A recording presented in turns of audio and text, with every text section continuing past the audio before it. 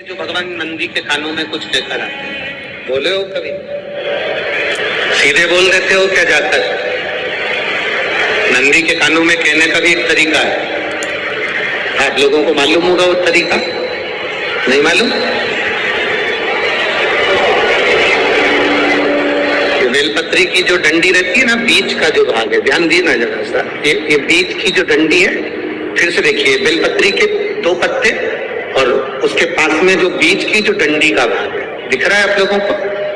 ये 2 डंडी, ये बीच की 2 पत्ती, उसके बीच में जो 2 डंडी का भाग होता है। जब हम देवाधिदेव महादेव से कोई बात कहने वाले होते हैं ना कि बाबा बहुत दुखी हूं, बाबा बहुत तकलीफ चल रही है, बाबा मैंने कंपटीशन एग्जाम में परीक्षा दी है, बाबा मेरे जीवन में ये तकलीफ हो रही है, बाबा, तब इस बेलपत्री की जो ये डंडी होती है, इस उंगली से, इस अंगुष्ठ से इस डंडी को पकड़ा जाता है और बाबा के कर्ण में कहने से पहले ये हाथ को नंदी के ऊपर रखकर फिर हम बाबा के नंदी के कानों में कहते हैं और चलते समय इस बेलपत्र को अशोक सुंदरी की जगह पर चढ़ाकर वापिस सजाते हैं।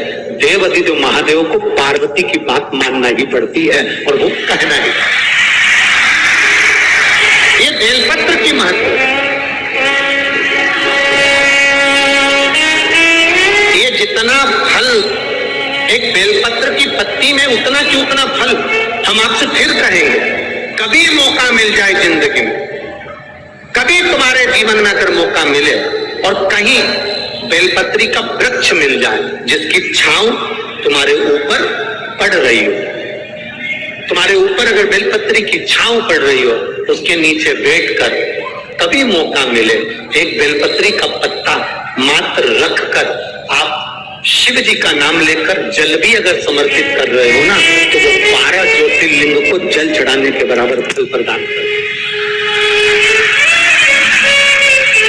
एक बेलपत्री का पत्ता, एक बेलपत्री का वृक्ष, एक बेलपत्री के वृक्ष की छांव हमारे जीवन को कृतार्थ कर देती है, धन्य कर देती है, कृतार्थ।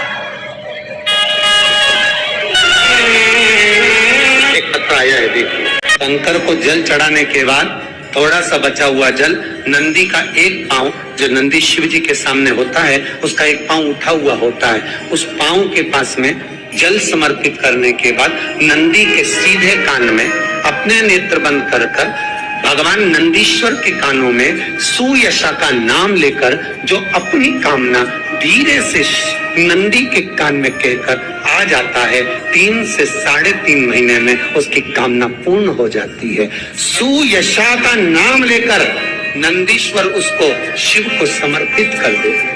भगवान को जो बेलपत्र चढ़ती है वो उल्टी चढ़ती है।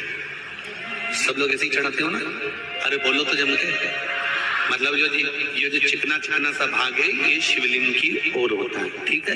नंदीश्वर को बेलपत्र चढ़ती है तो वो बेलपत्र उल्टी नहीं चढ़ती, वो बेलपत्र सीधी चढ़ती है। का क्या कारण होता है?